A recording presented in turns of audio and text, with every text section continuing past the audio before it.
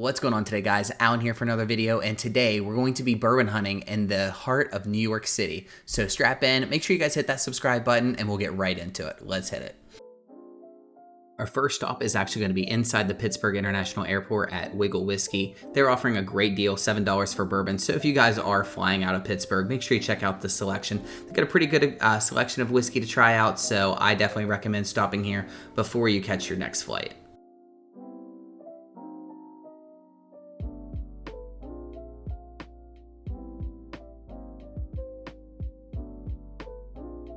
It's just a short flight from Pittsburgh to LaGuardia Airport, which we flew into. We stayed downtown near Macy's at the Moxie, great hotel, but after a short walk, we found ourselves in Grand Central Station, an amazing, beautiful piece of architecture.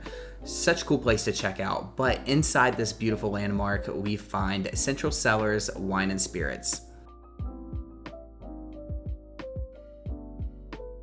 When you first walk in, to the left-hand side, you'll see a small little whiskey cabinet full of local New York whiskeys, some other brands in there mixed in as well, but mostly like Great Jones like we saw here. We saw all over New York City, but we also started to see the most expensive prices for bourbon that I've ever seen. Of course, they're going to have the Old Rip Van Winkle, the Van Winkle Lot B, Pappy 20-year, but outrageous prices. That's pretty much what we're going to see throughout New York City. They're really appealing to those people that have really after those hard to find bottles. And I made sure to try to throw in some scotch and some other whiskeys in there for you guys to see along this trip because that was requested in my last video.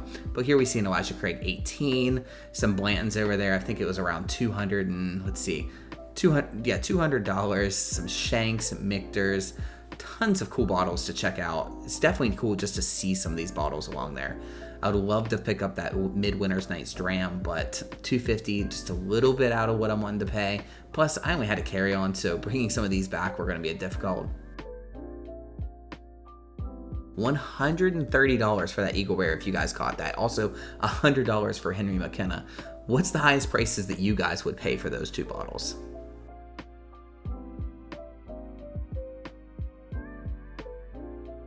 Now, right before leaving, we hit the Van Winkle landmine. We see an Old Rip Van Winkle 15-year, as well as a Pappy Van Winkle, signed by Julian himself for $40,000.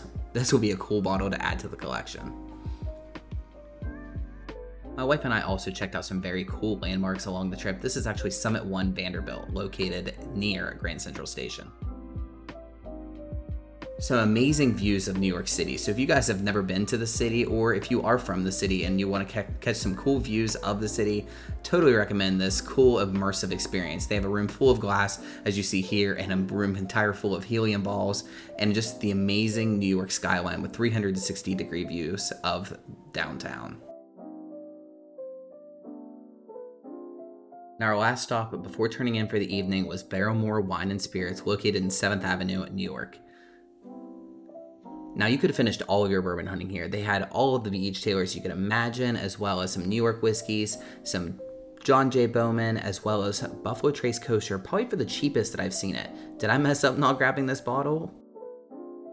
Also saw some of the typical Michter's lineup, as well as this Knob Creek 12-year. Not the worst price that I've seen for the Knob Creek, but definitely decided to pass on it for today.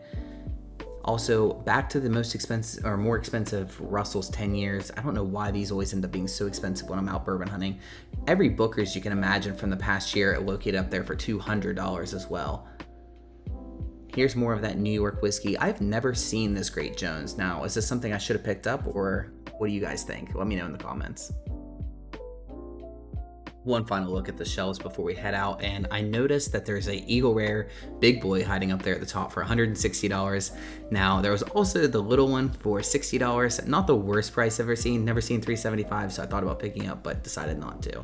Spent the next day seeing some sights and sounds of the business district of New York City, but headed back up north, up to Central Perk Wine and Spirits, right around the Central Park Avenue. Outside, I could tell this was going to be a cool store with many cool bottles sitting just in the display case right out front.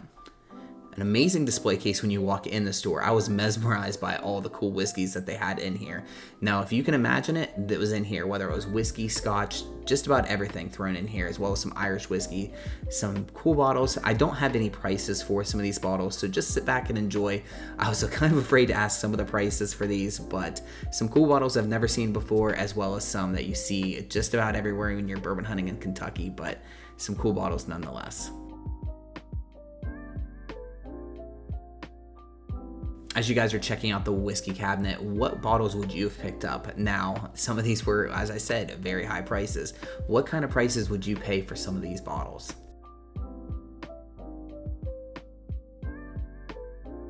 As we look around the whiskey shelf, we see some very cool bottles that are very hard to find. Do you guys see these bottles out in your area, or are these also very hard to find in your areas as they are mine?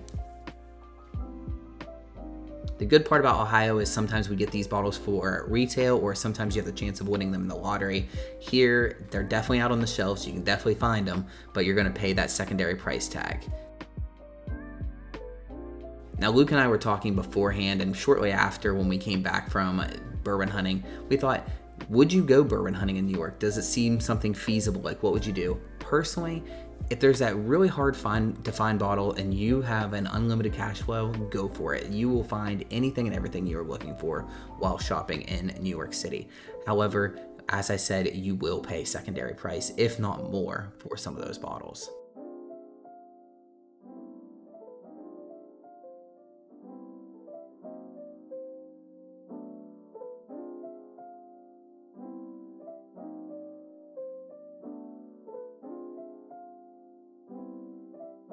One final look at the whiskey shelves before we leave, and I want to say thank you guys for checking out the video. Drop a like if you guys enjoyed the video, and let us know what you like versus didn't like. Let us know how we can improve these videos in the future for you.